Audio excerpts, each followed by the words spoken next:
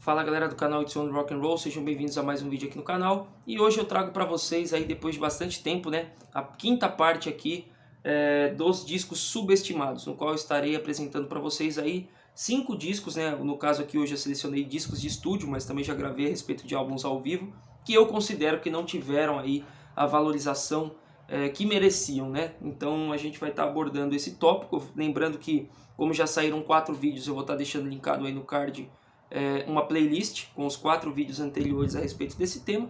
E hoje a gente chega aqui para falar a respeito da quinta parte a respeito disso, no qual eu selecionei aqui 5 álbuns de bandas diferentes, né, para poder estar passando para vocês, que eu acho que podem ter passado desapercebido e que vale a pena ter uma audição mais atenciosa aí, dar uma nova oportunidade, caso você não tenha feito isso. Então antes de começar com esse vídeo, lembre-se de deixar sua inscrição no canal se você ainda não for inscrito, ativar o sininho das notificações para receber as novidades por aqui, seguir também a página no Instagram para receber os conteúdos que eu posto por lá também e as novidades do canal, se inscrever, ou melhor, deixar o seu like no vídeo para poder divulgar aí os vídeos, né, para poder ter um engajamento aqui no YouTube e esse vídeo alcançar mais pessoas. E também que você deixe o seu comentário, é sempre muito interessante estar respondendo vocês, eu respondo, leio e respondo todos os comentários aí, quando trazem dúvidas, perguntas, enfim, recomendações, a gente sempre está trocando ideia aí, é muito bacana, eu gosto muito dessa interação, esse é um dos motivos aqui pelo qual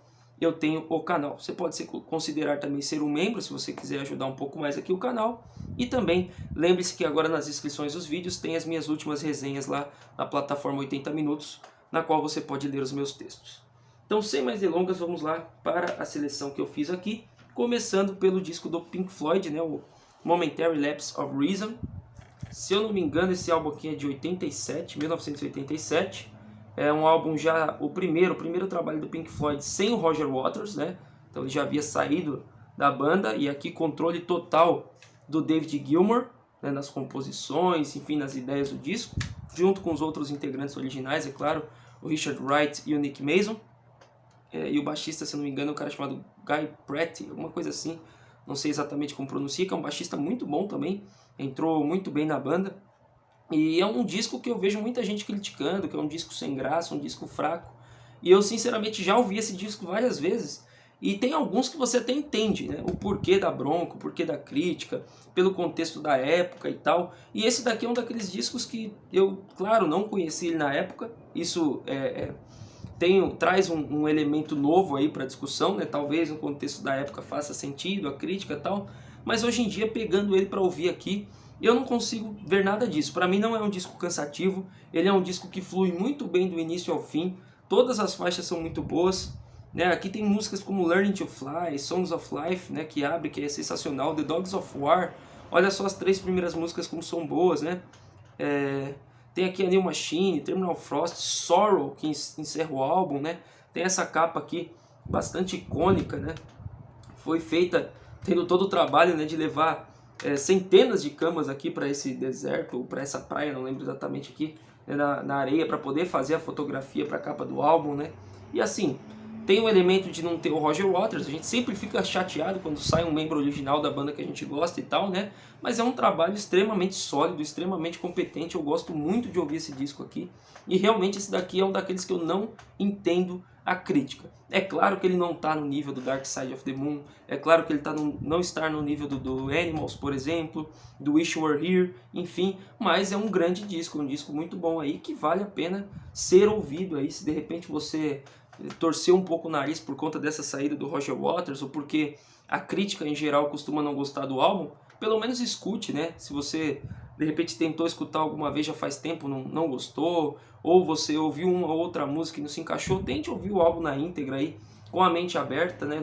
Observando o contexto do próprio álbum, que eu acredito que você vai mudar essa sua concepção aí sim, porque a Momentary Lapse of Reason do Pink Floyd é um grande disco, né? Então, para mim, um disco subestimado, ele deveria ter muito mais valor aí dentro da nossa comunidade de música. Então, essa é a primeira indicação.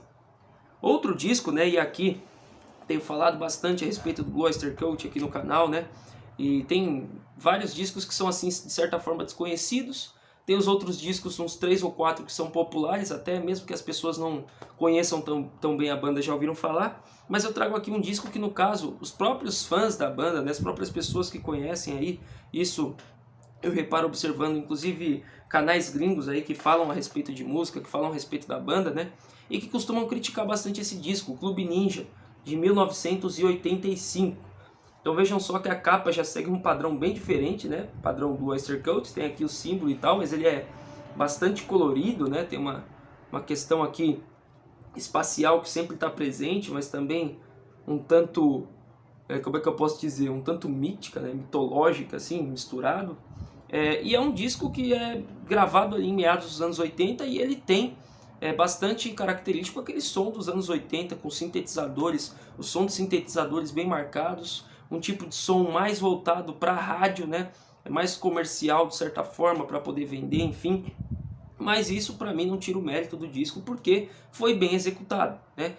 Se você faz uma coisa mais comercial para tocar em rádio, com muitos sintetizadores e fica uma coisa forçada simplesmente porque você quis alcançar determinado patamar, determinado objetivo comercial, fica uma coisa cansativa. Mas para mim o resultado desse disco é muito bom, ele é muito sólido, todas as músicas aqui são boas, né? Algumas melhores do que outras, ele tem uma certa irregularidade sim, mas tem trabalhos muito bons aqui dentro, como a canção Perfect Water, Make Love Not War, Dancing in the Ruins, que é uma música fantástica, tem um videoclipe aí, essa daqui realmente que alcançou um sucesso maior nas rádios, né, e tal, até por conta dos seus sintetizadores, os seus refrãos aí bem pop, digamos assim até. Tem a música que encerra aqui, que é Madness to the Method, se eu não me engano, que é muito boa. E tem a minha música preferida desse disco aqui, muito pouco falada, que é a... Cara, esqueci agora, sempre dá branco aqui na hora de lembrar o nome dessa música. Mas eu vou lembrar aqui, eu vou olhar, aproveitar para olhar aqui no encarte. Porque como essa edição aqui é daquele box, ela acaba tendo as letras muito pequenas ali atrás, né? Eu falo que a música é minha preferida e esqueço o nome, né? When the War Comes, né? Porque eu acabo confundindo com a outra faixa aqui que também tem a palavra War, Make Rock Not War. When the War Comes, pra mim, é a melhor música do disco, né? Tem um riff de guitarra sensacional, tem um refrão muito, muito bom mesmo, é uma música bem diferente aí, até pro padrão Blue Oyster Cult, e eu acho que é um álbum que cumpre muito bem o seu objetivo aí. Ele é mais radiofônico sim, ele é um pouco mais pop de certa maneira, ele tem aquela produção bem oitentista, mas foi feito aqui com muita qualidade. Então eu recomendo aí, caso você nunca escutou esse álbum, principalmente se você for fã de Blue Oyster Cult e não deu o devido valor, Clube Ninja de 1985 é uma grande pedida. Aí aqui tem o Terras do ZZ Top também, que é uma indicação que eu trago para vocês. Esse disco ele se tornou meu disco favorito do ZZ Top. Então esse daqui ele vem nesse box, né, conforme vocês podem ver aqui, ó, com os primeiros 10 discos de estúdio, né? E esse daqui ele é uma capa tripla, né, que traz aqui os 3 integrantes da banda, né? Dusty Hill, baixista, o Billy Gibbons, vocalista e guitarrista, e agora me fugiu o nome acho que é Frank Beard, né, que é o baterista, né? E aqui ele é um disco muito bom, muito, muito sólido mesmo. Vou pegar aqui até na caixinha para poder ler alguns destaques com vocês. Eu sei que se fala muito a respeito, quando se fala do ZZ Top, de Três Hombres, né? O Fandango, que eu já abordei aqui no canal, apesar dele ser meio estúdio, meio ao vivo, ele é bastante comentado também, principalmente o Eliminator, o Afterburner, discos ali do começo da década de 80, que tem várias canções muito populares, que viraram videoclipe e tal, são álbuns fantásticos. Mas pra mim, hoje, a minha escolha de álbum favorito do ZZ Top é aqui o Terras, né? Eu não me lembro ao certo de que ano que ele foi lançado. Ele vem ali depois do Fandango, ele deve ser de meados ali, com certeza de meados da década de 70. E ele é um disco com ótimas faixas, ele abre com It's Only Love, é aquela voz rouca, bem bluesística do Billy Gibbons ali, bem destacada.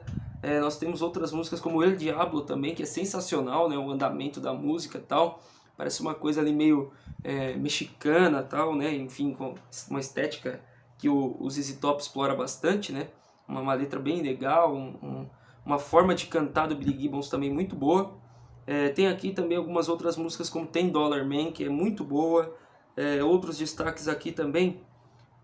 She's a Heartbreaker, que é sensacional.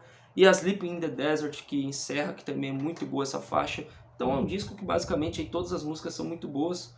E eu gostaria de dizer aqui que It's Only Love, por exemplo, e El Diablo tem que estar presente aí em todas as coletâneas, em todos os shows do ZZ Top, pelo menos deveria estar presente, porque são excepcionais. E eu não vejo esse disco ser muito comentado, ser muito colocado aí no top das pessoas e tal, ou algum tipo de conteúdo a respeito dele sendo produzido, é muito raro. E eu acho que merece mais atenção aí o ZZ Top Terras, um disco sensacional aí, que acaba ficando na sombra do Três Hombres, Eliminator, entre outros trabalhos. O ZZ Top também é uma banda que tem mais do que o Blue Oyster Cult, outras bandas obscuras, de certa forma obscuras por aqui que eu abordo.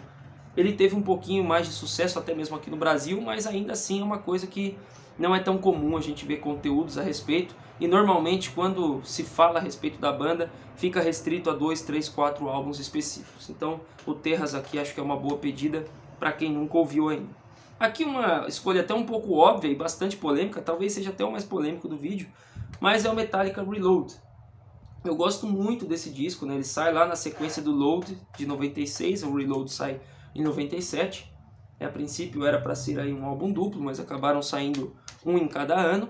E eu ainda acho que hoje, né, eu tenho dúvidas aí para saber se o Load ou o Reload é melhor, eu gosto dos dois, né? Mas pelo menos hoje na minha cabeça o Reload ainda é um pouquinho melhor, porque ele tem faixas aqui que são emblemáticas. Um disco que abre com Fuel, que é uma música incrível, muito rápida, muito agitada ali do Metallica, bem pra cima mesmo, né? Uma ótima abertura pro disco.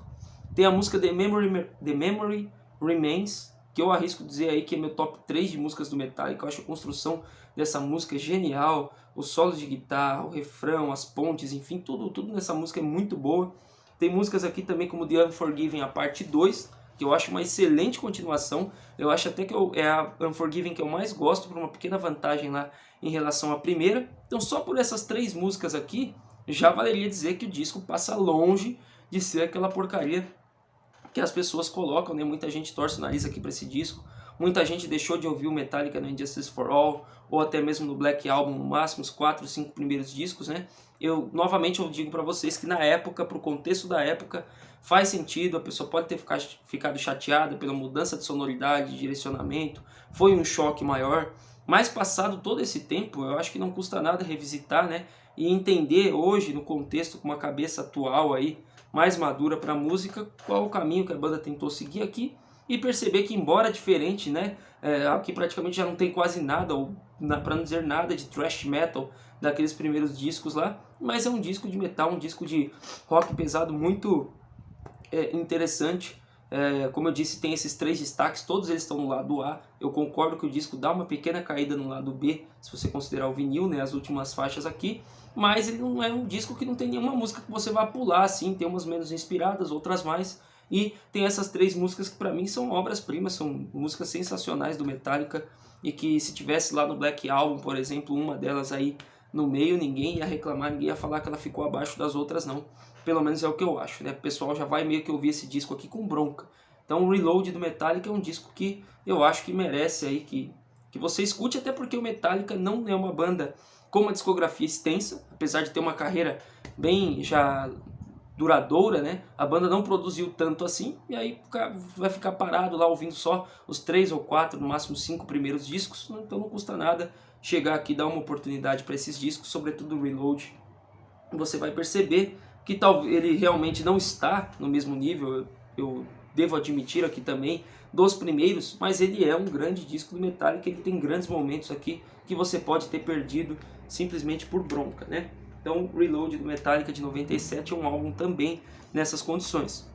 E aí também tem o álbum do Boston aqui que eu trago para vocês, esse daqui eu não tenho CD, eu tenho ele somente em fita cassete, né? Que é o terceiro disco da banda, o Third Stage, né? Então o Boston tem lá o álbum de estreia, que ele é auto-intitulado, tem lá músicas como More Than a Feeling, Peace of Mind, enfim, né? Acho que Rock and Roll Band desse álbum também, ou é do segundo, não me lembro ao certo.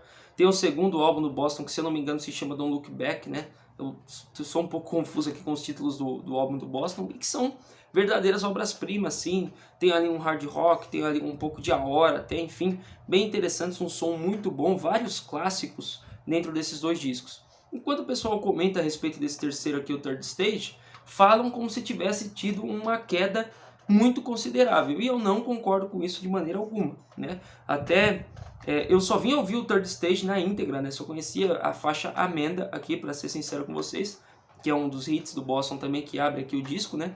Quando eu comprei o tape deck lá, né, o tocador de fitas cassete, essa foi a primeira fita que eu comprei, então obviamente até chegar as outras eu ouvi várias e várias vezes esse disco, e aí eu fui percebendo, né, logo de cara, a beleza que tem nesse disco, várias faixas de extrema qualidade aqui, e não dá para entender por que as pessoas consideram tão pouco esse disco aqui, ou até mesmo ignoram esse disco, sendo que ele é muito bom.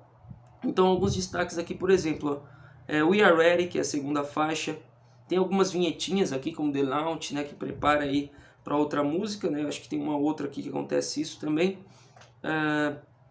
Tem uma música aqui muito boa que é New World, acho até o lado B superior ao lado A, porque a gente tem aqui, por exemplo, a faixa I Think I Really Like It, que pra mim é uma das melhores músicas aí do Boston, é sensacional, né? Eu ficava às vezes repetindo ali essa música várias vezes, é uma música muito, muito boa, com um refrão bem pegajoso. Can't You Say You Believe in Me, que é muito boa também, essa dobradinha aí dessa música com a que vem antes, que é I Think I Really Like It, é muito boa. E tem, enfim, Holy Man, que encerra o disco. São grandes faixas, é um grande trabalho, é um disco muito, muito sólido, como eu disse. Você passa por todas as faixas tranquilamente, sem querer pular. Se você ficar estabelecendo comparações, de repente, com o primeiro, esperando que vai ouvir uma música tão explosiva, than incrível como More Than a Feeling, mas a gente tem que ouvir álbum a álbum dentro do seu contexto. Eu acho que esse álbum aqui, ele não está nem um pouco distante dos dois primeiros do Boston. É um álbum de grande qualidade, e que muitas vezes as pessoas nem sequer conhecem ou ouviram uma coisa ou outra e já largaram de mão, se espantaram por conta do que a crítica fala ou porque ele não é muito indicado, e eu acho que todo mundo deveria dar oportunidade aqui ao Boston Third Stage e vai ver que é um álbum de muitos méritos, sim, tá? Então essas são as minhas indicações aqui, para que caso você não deu a devida atenção para um desses discos, procurem lá, e aí quem sabe você não concorde comigo que são discos subestimados.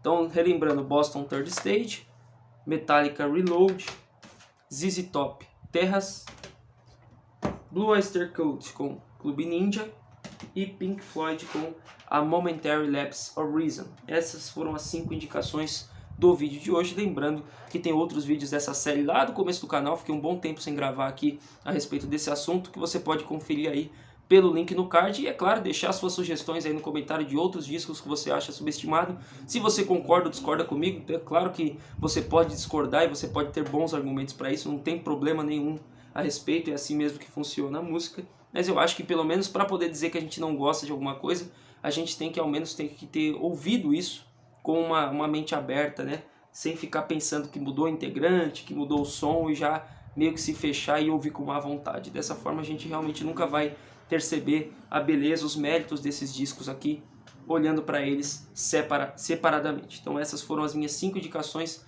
para esse vídeo de discos subestimados.